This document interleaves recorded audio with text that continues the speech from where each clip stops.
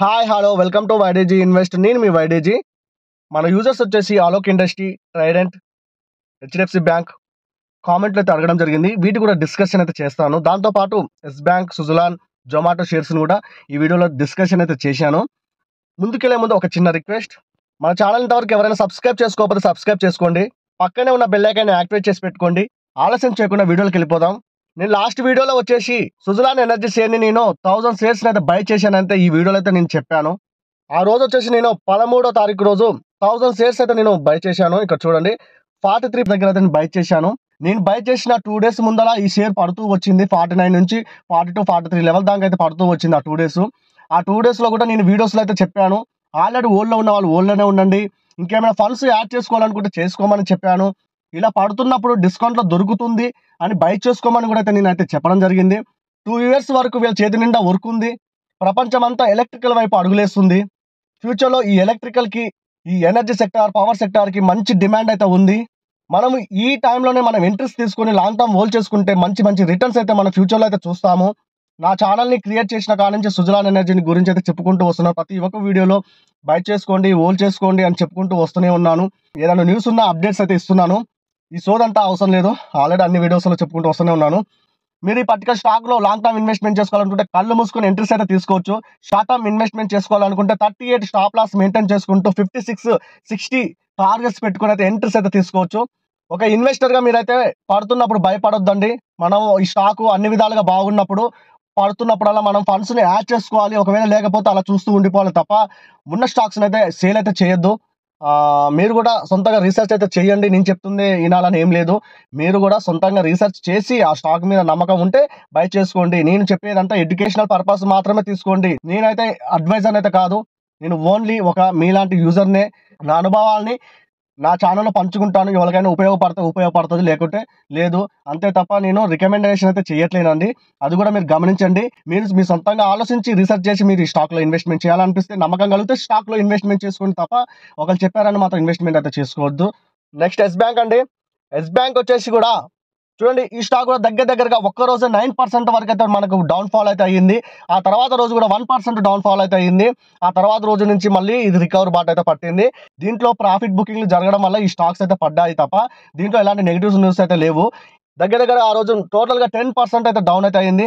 నేను అలా డౌన్ అవుతున్నప్పుడు ఒక వీడియో అయితే తెచ్చాను. ఇలా పడుతున్నప్పుడు డిస్కౌంట్లో దొరుకుతుంది అనేసి మీరు ఇన్వెస్ట్మెంట్ అయితే చేసుకోండి. ఒక ఇన్వెస్టర్ ఇలా పడుతున్నప్పుడు ఒక డిస్కౌంట్లో దొరుకుతుందని అయితే మీరు అనుకోని మీరు ఇన్వెస్ట్మెంట్ చేసుకోండి. కానీ ఆల్రెడీ హోల్డ్ చేసి పెట్టుకున్న వాళ్ళైతే అమ్మవద్దని అయితే చెప్పాను. అట్లా అమ్మడం కరెక్ట్ కాదని కూడా చెప్పాను. ఆ తర్వాత చూడండి 27 నుంచి ఇప్పుడు ఈ రోజు చూడండి 27కి పడిపోయి దగ్గర ఈ రోజు 29 రూపీస్ దాకా అయితే ఎస్ బ్యాంక్ అయితే వెళ్ళింది. ఎస్ బ్యాంక్ని ఆల్రెడీ హోల్డ్ చేసి పెట్టుకున్న వాళ్ళైతే హోల్డ్లోనే ఉండండి. ఈ స్టాక్ను కూడా బై అండ్ డిప్స్ బేసెస్లో ఎంట్రీస్ అయితే తీసుకోండి. నెక్స్ట్ జొమాటో. రీసెంట్గా వచ్చిన Q3 రిజల్ట్ చాలా బాగా అయితే పోస్ట్ చేసింది జొమాటో. లాంగ్ టర్మ్ ఇన్వెస్ట్మెంట్ చేసుకోవాలనుకుంటే కళ్ళు మూసుకొని మీరు అయితే ఎంట్రీస్ అయితే తీసుకోవచ్చు. ఎనలిస్టులు కూడా దీనికి జొమాటోకి టార్గెట్స్ అయితే 205 అయితే ఇస్తున్నారు.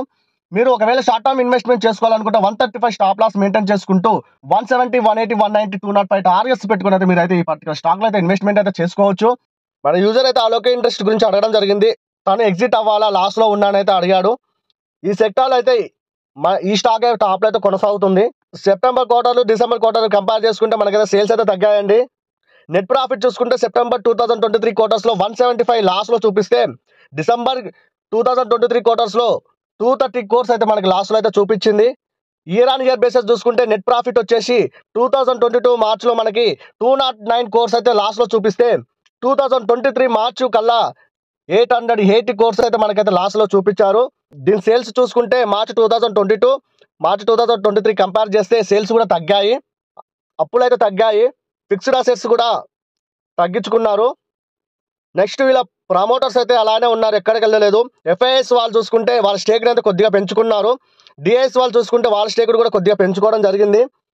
ఈ స్టాక్ని మీరు లాంగ్ టర్మ్ ఇన్వెస్ట్మెంట్ చేసుకుంటే హోల్డ్లోనే ఉండండి. మీరు అనుకున్న ప్రాఫిట్కి వచ్చినాక మీరైతే ఎగ్జిట్ అయితే అవ్వండి. ఒకవేళ మీరు షార్ట్ టర్మ్ ఇన్వెస్ట్మెంట్ చేసుకొని ఉంటే స్టాప్ లాస్ వచ్చేసి 27 బిలో రానంత వరకు మీరైతే ఈ స్టాక్లో అయితే హోల్డ్ చేయండి. మీరు అనుకున్న టార్గెట్కి వచ్చాక మీరైతే ఎగ్జిట్ అయితే అవ్వండి. క్వార్టర్ చూసుకున్నా, ఇయర్ ఆన్ ఇయర్ చూసుకున్నా మనకైతే రిజల్ట్ అయితే అంత గొప్పగా అయితే రాలేదు. మీరైతే ఇది గమనించండి. నేనైతే టార్గెట్స్ ఇంతనైతే చెప్పలేను ఈ స్టాక్ అయితే. నేను జస్ట్ మీరు అడిగారని నేను చూసి అయితే ఈ స్టాక్ని అయితే చెప్పాను. మీరు కూడా సొంతంగా ఎనాలిసిస్ చేసి మీరు కూడా ఈ రీసెర్చ్ చేసి అయితే మీరైతే నిర్ణయం అయితే తీసుకోండి. నెక్స్ట్ మన యూజర్ అయితే ట్రైడెంట్ గురించి అయితే అడిగాడు. 38లో కొన్నాడంట, హోల్డ్లోనే ఉండొచ్చు అని అయితే అడిగాడు. సెక్టార్లో ఇదే టాప్లో అయితే కొనసాగుతుంది. సెప్టెంబర్ కోటాతో చూసుకుంటే మనకైతే సేల్స్ అయితే పెరిగాయి. నెట్ ప్రాఫిట్ చూసుకుంటే నెట్ ప్రాఫిట్ అయితే ఇంక్రిమెంట్ అయితే కనిపిస్తుంది. ఇయర్ ఆన్ ఇయర్లో చూసుకుంటే సేల్స్ అయితే తగ్గాయండి. సగం అయితే డ్రాప్ అయితే కనపడుతుంది మనకు. ఈ ఇయర్ ఆన్ ఇయర్ బేసిస్లో చూసుకుంటే మన నెట్ ప్రాఫిట్ అయితే డ్రాప్ అయితే కనిపిస్తుంది. ఇయర్ ఆన్ ఇయర్లో వీళ్ళ అప్పులు చూసుకుంటే కొద్దిగా అయితే తగ్గాయి.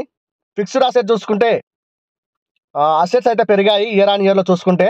ఎఫ్ఏఎస్ వాళ్ళైతే వాళ్ళ స్టేక్ని అయితే 0.1% అయితే తగ్గించుకున్నారు. డిఐఎస్ వాళ్ళైతే 0.1% అయితే ఇంక్రిమెంట్ అయితే చేసుకున్నారు వీళ్ళు. ఓవరాల్గా ఈ స్టాక్ చూసుకుంటే ఇయర్ ఆన్ ఇయర్ బేసిస్లో ప్రాఫిట్స్ అయితే తగ్గాయి, కానీ క్వార్టర్ చూసుకుంటే మనకైతే ప్రాఫిట్ అయితే కొద్దిగా పెరిగాయి. ఒకవేళ మీరు ఈ స్టాక్ లాంగ్ టర్మ్ ఇన్వెస్ట్మెంట్ చేసుకుంటే స్టిల్ హోల్డ్లోనే ఉండొచ్చు. మీరు అనుకున్న ప్రాఫిట్కి వచ్చాక మీరైతే ప్రాఫిట్ బుకింగ్ అయితే చేసుకోవచ్చు.